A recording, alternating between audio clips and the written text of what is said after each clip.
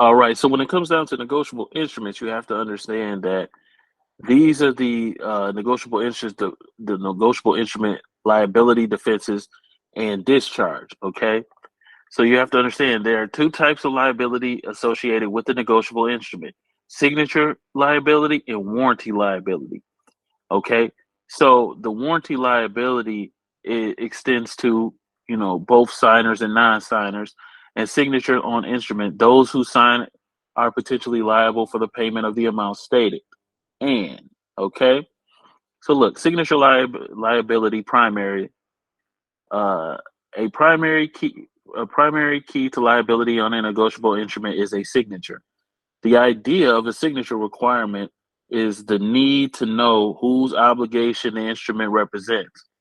Okay, when you have a negotiable instrument, you can transfer liability, you can accept liability, etc., or you can accept liability and then make yourself the recipient of the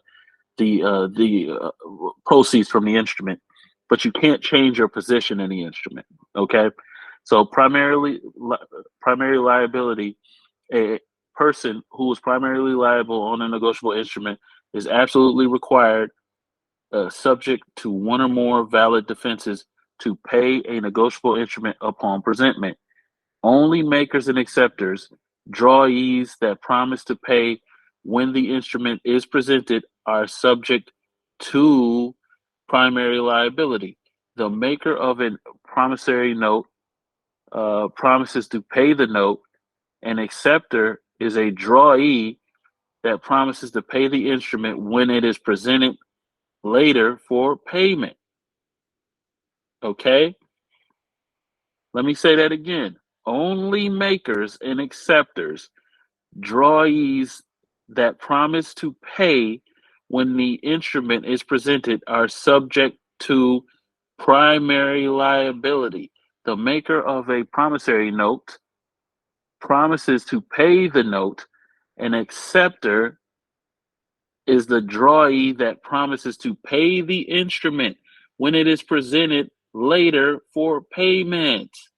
So now listen, the drawee means the bank. Okay?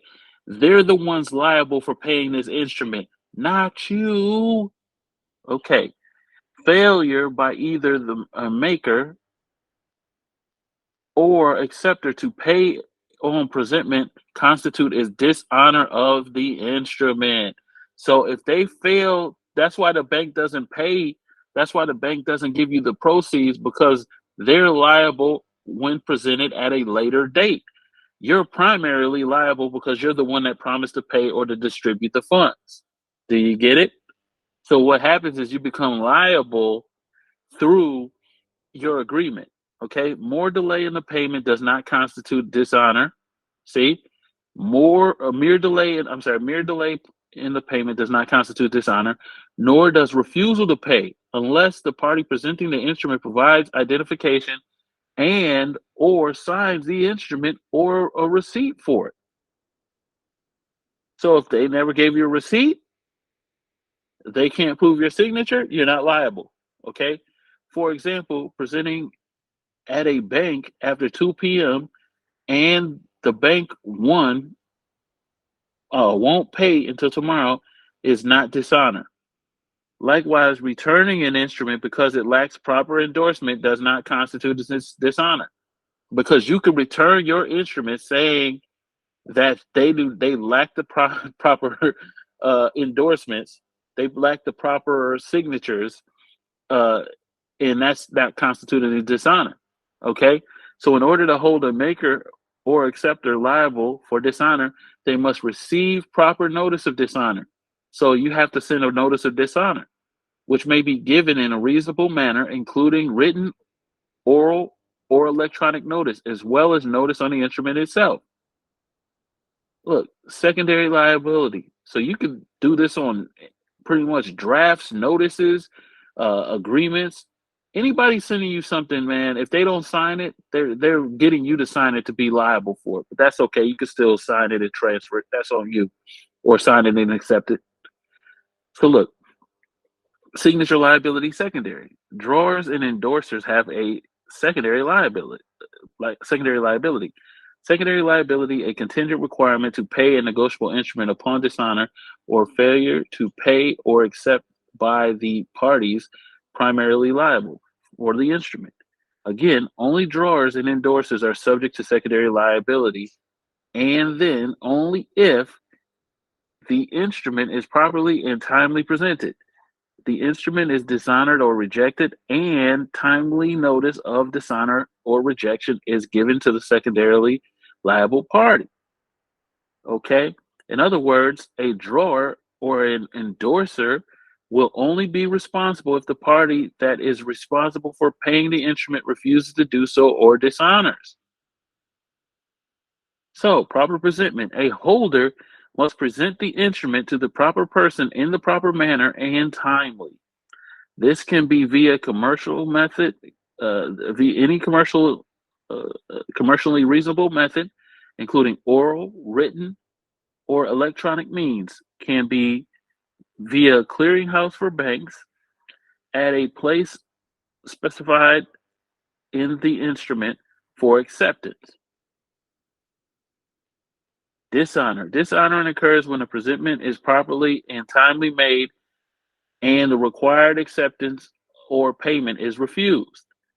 So, like, if you timely present a payment to the bank and say you tender payment under 3-603, which used to be 3-604, the bank, if they deny your timely and properly presented payment, there is discharge.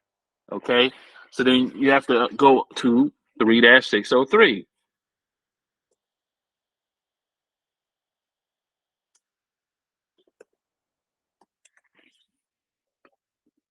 which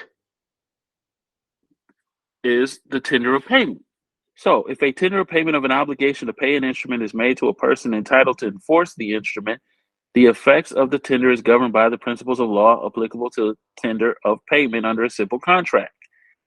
B.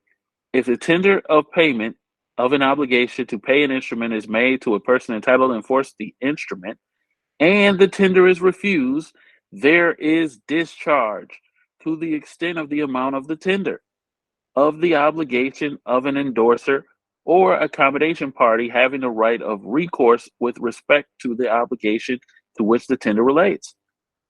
C. If the tender of payment of an amount due on an instrument is made to a person entitled to enforce the instrument, the obligation of the obligor to pay interest after the due date on the amount tendered is discharged.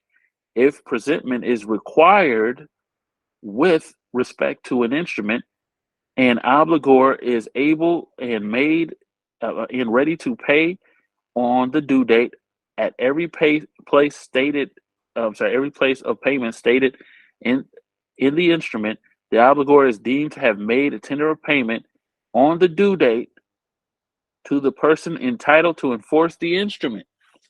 Okay, so if you get a loan, right, and you get a mortgage or a installment agreement, which is not a auto loan. If you call that an auto loan one more time, I'm gonna do a flying kick right in your chest. It is not an auto loan. There's no such thing as an auto loan. You're doing an installment agreement, and the fact that you sign the installment agreement is the reason why the dealer releases the car to you. Okay, you don't have to sign the agreement, but you do it because you don't know no better. Okay, you don't have to go to a dealership and get funded. You don't have to go to a bank and get funded, but you choose to. Anyway, so since you do, what happens is the banks gives you what is a promise to pay. So they're taking a promise to pay and they're requesting that you decide who gets paid or who receives payment on the instrument, which nobody ever does.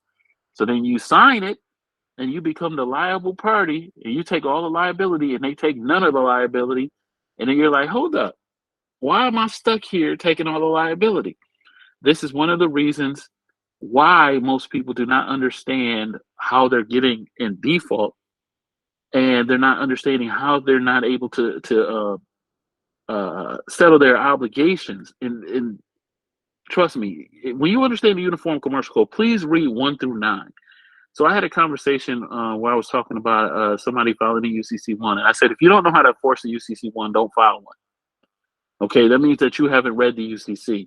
And I understand where people are listening to people on the internet, and a lot of times you don't even understand a UCC, Uniform Commercial Code.